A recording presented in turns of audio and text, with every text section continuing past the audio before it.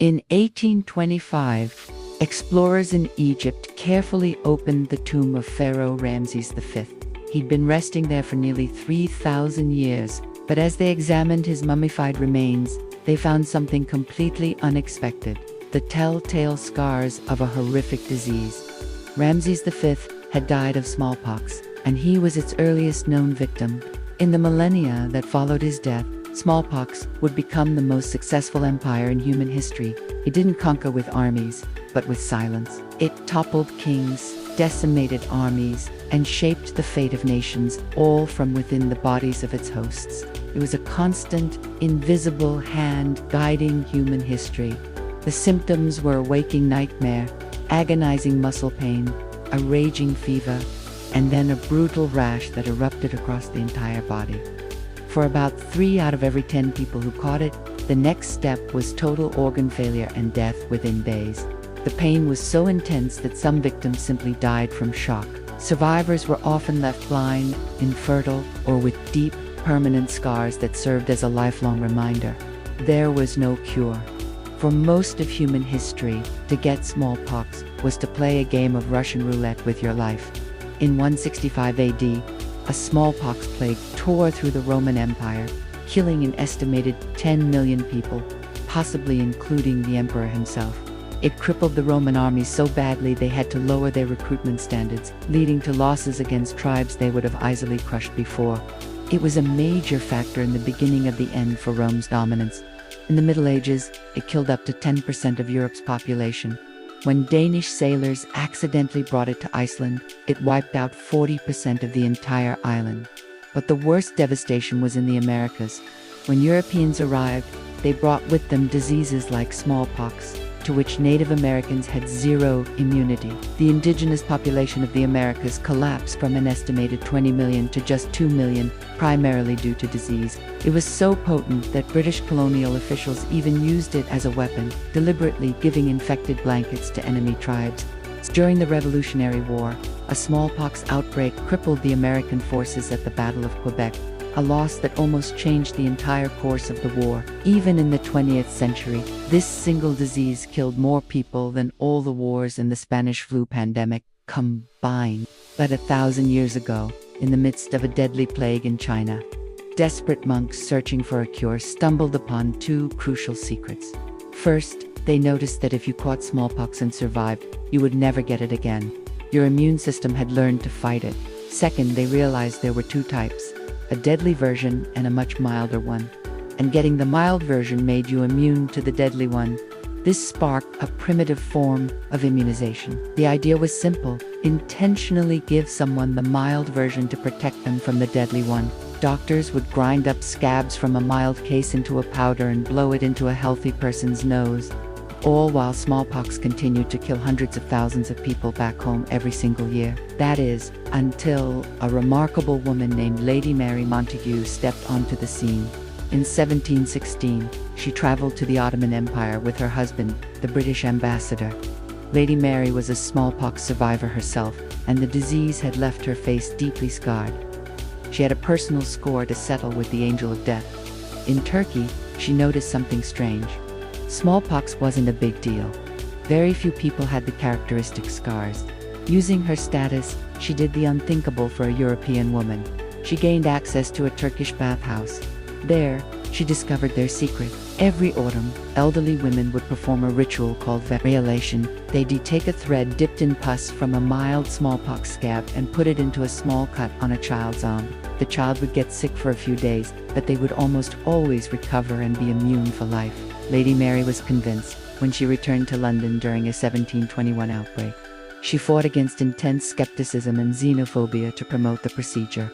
She was a woman with no medical degree, but she was so confident that she had her own daughter undergo variolation in front of the king's doctors. When the Princess of Wales had her own children treated, the tide turned. Variolation spread across Europe, from Russia to France, and became the standard defense. But variolation wasn't perfect. It still used the live smallpox virus, and about 2% of people who got it still died.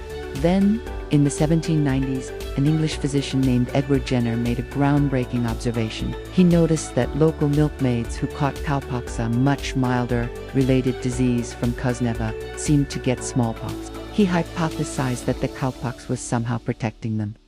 In a bold experiment, Jenner took pus from a milkmaid's cowpox sore and inoculated an 8-year-old boy. The boy got a mild fever but quickly recovered. Then, Jenner did the unthinkable. He exposed the boy directly to smallpox. The boy didn't get sick at all. Jenner called his new method vaccination, from the Latin word for cowva. It was a revolutionary breakthrough, a way to grant immunity without the deadly risks of variolation. The news spread like wildfire. Napoleon had his entire army vaccinated. By 1805, the practice had reached the Americas and Asia. It was the single greatest leap forward in the history of medicine. By the early 20th century, vaccination had made smallpox a distant memory in the developed world. But it still ran rampant in Africa, Asia, and South America. It seemed like a problem that would always be with us. But in the late 1950s, a largely unremarkable Soviet deputy health minister named Viktor Zhdanov had a remarkable idea. The Soviet Union was spending money every year to stop smallpox from spilling over from neighboring countries like Afghanistan and Iran. The US had the same problem with Mexico. Britain had the same problem with Pakistan. Zhdanov thought, wouldn't it be cheaper and better for everyone if we just got rid of it everywhere? In 1958, at the World Health Assembly, Zhdanov made a stunning proposal. He challenged the world to work together, the US and the USSR, despite the Cold War, to completely eradicate smallpox from the face of the earth. In 10 years, he argued it was feasible. To prove his commitment, the Soviet Union offered 25 million vaccines to get the program started. It was an ambitious, seemingly impossible dream. But for the first time, the world had a plan to fight back, not just against the disease, but against the empire it had built. The program officially began in 1966, led by an American doctor named Donald Henderson. The battlefields were the last smallpox strongholds: Brazil, across Asia, and deep into Africa. They faced a population of over 750 million people spread across remote villages with no roads, no phones, and often no infrastructure. Vaccinating everyone was impossible. They used a strategy called surveillance and containment, what we now call contact tracing. Workers would travel from village to village with pictures of smallpox victims, asking, "Do you know anyone who looks like this?" They would quarantine them and vaccinate only the people in a ring around them. This ring vaccination strategy was efficient and incredibly effective. In India, the challenge was monumental, a country of over 500 million people in dense, crowded cities. So the World Health Organization did something incredible. For 5 years, 33,000 health workers knocked on the door of every single one of India's 120 million households, every single month, to ask if anyone had smallpox. It was the largest public health surveillance effort in history.